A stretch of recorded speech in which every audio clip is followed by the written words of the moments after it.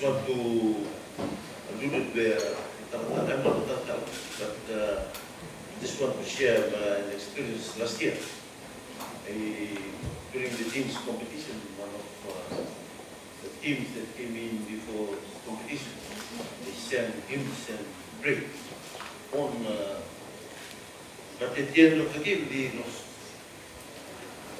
But we didn't see the team back to shake hands with the winner, so it was not a proper thing to show before when they came in with those. So I hope with that, I was with 125 with the Holy Spirit with you all the way, and you'll be succeeding. The Chief Executive Officer of Fiji National Rugby League Limited, board members of Fiji National Rugby League, major sponsors, portfolio and partners, supporters and distinguished guests, players, ladies and gentlemen. This is and a very good evening to you all this evening. I'm indeed delighted to be here, not forgetting the Executive Chairman of the Fiji Sports Commission. I'm indeed delighted to be here this evening to officiate at your awards ceremony. This is the first sports-related event I've been invited to in 2016. And I must say that I am certainly pleased to be here amongst you as we look back at your achievements from last year. I trust that you all had a wonderful time with your loved ones during the festive seasons, and that you are fully ready to take on the challenges and tasks ahead of you this year. I want to ask these of you that you better your achievements from last year by going up from that you did. Let me remind you that the Fiji National Rugby League Limited is on the verge of becoming fully fledged commercial body, and as such, you now have a targeted set of outcomes that you would like to achieve, and you must do so without any constraints. Therefore, coming off the back of an eventful 2015, which encompassed highlights such as the wonderful Tuitubou, defeating the Papua New Guinea Comores in May, as well as the inaugural match between the Vodafone Cup winner going up against PNG Digital Cup winners and Digital Cup winners, which I'm told that will now be an annual event in the Fiji National Rugby League calendar. This brings to light that Fiji is gifted with an abundant source of natural talent, and this can be evident with the ever-increasing interest coming from National Rugby League clubs to play, and from partnership with the Fiji National Rugby League, particularly the Melbourne Storm and the West Tiger being very keen to have been set up in the country. Yesterday, I hope CEO Fiji Rugby League and CEO Fiji Rugby Union met the company that came yesterday, looking to set up sporting systems for Rugby League and Rugby Union. I heard this morning that it was a fruitful discussion between the both coach, Fiji Rugby League, and the CEO of Fiji Rugby League. This could very well see an increased number of local rugby league players vying for trade overseas. And while on discussion yesterday, I was told that by that company that the runner started off with 50,000, now is capturing about 1.5 million as a because of the talents, the abundance of talents in the Fiji Rugby League. So to you this evening, we want to see a steady growth in the number of rugby league clubs around the country. From 40, I heard 51 signifying the increasing popular of rugby league, particularly in Narva and in the Bosa, Ra and the This is fit in itself because Fiji is a predominantly rugby union playing country, as you have said, and the increased popularity of the sport of rugby league is something that you can all confidently say you had a contributing hands towards rugby league. On that note, I also wish to reiterate the government's unending support towards the development of all sporting endeavors. Once again, government has set aside a national sports day come the 24th of June, as it hopes that this will stir and inculcate the spirit of sporting and a healthier lifestyle amongst all people, which is indicative of a commitment of your well-being. With the above highlights, I now want to congratulate for your tireless efforts in 2020. I'm also optimistic of great things to come for this year, and to start off the year with your award ceremony will entice all stakeholders and players alike to go a step further. In my opinion, night as such is this offers encouragement to player and official alike to improve their performance annually, and I wish to thank the organizer for the hindsight in celebrating this accomplishment.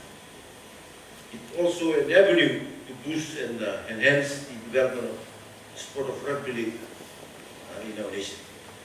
I commend you for having carefully given thoughts to this development as an innovation to progress grassroots communities and providing opportunities for youth through sports. This is no doubt through tonight's events, players' morale will be boosted further to participate in the national sports and will provide intrinsic motivation for your player to build and pursue their future from their natural talents. Before I conclude, I wish to share Ben Ryan's advice during the sports award last year. That he said that coaches, I'm talking on the other, but as I speak to youths around our nation, and I will share this story that we have abandoned them. Coaches, both rugby league and rugby union, international coaches are waiting, just waiting for the chance to come over and pick up the reins as head of the Fiji rugby. And he shared that in Fiji, there's a lot of talents. There's a lot of talents. Only we need is, we don't need the money. That's what he said. Money is second to his principle. His principle is that we must have a good leader. Players must accept changes that the coaches brings. And they must change the attitude. And they just need some science and the training that they got. And to that, I said, I mean that we have the talent. So the final thing is that for us to play our own game by playing, by doing drills on talents that we have. And he has achieved wonders. And we have witnessed last year that they won the IRB 7 scope. So to all of us rugby league players and across the board, we need good leaders. And for you players, we need to accept changes. Your coaches that will bring into you the new ideas that will bring, you have to accept. And you have to accept that changes. That will bring champions out. So before I conclude, I wish to remind you all on the importance of good governance in sports. Good governance in sports is a foundation for building sports excellence in any country. As we have witnessed in the last South Pacific Games, those that employ good governance, those sports organizations that employ good governance, come out winners, and they achieve, they have a lot of goals. Then those other teams that still need nurturing and assistance from other project businesses.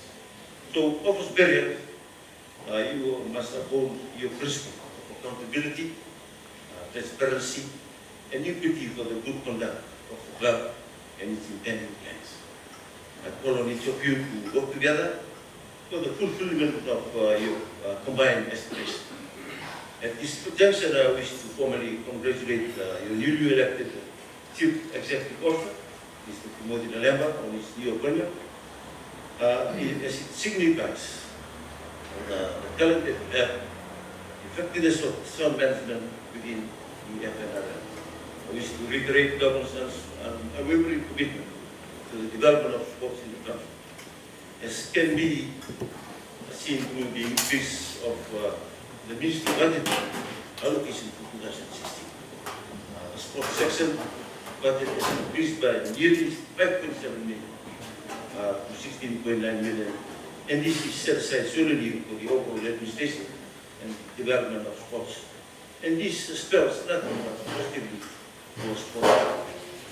So, as you partake in this evening's celebration, I want to urge you to look ahead of the future and work towards emulating the success of the club this year, and also we see that our nation's team to be more successful in the coming year, and to continue striving for bigger and better effort.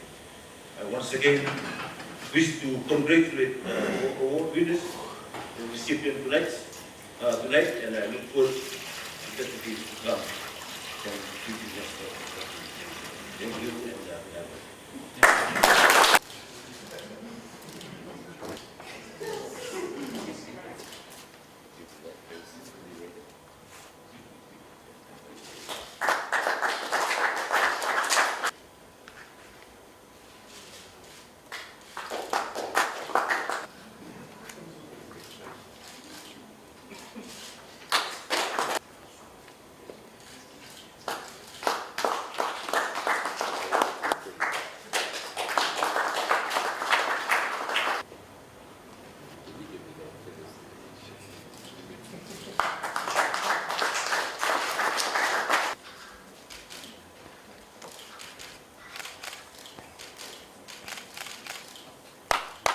making it this evening.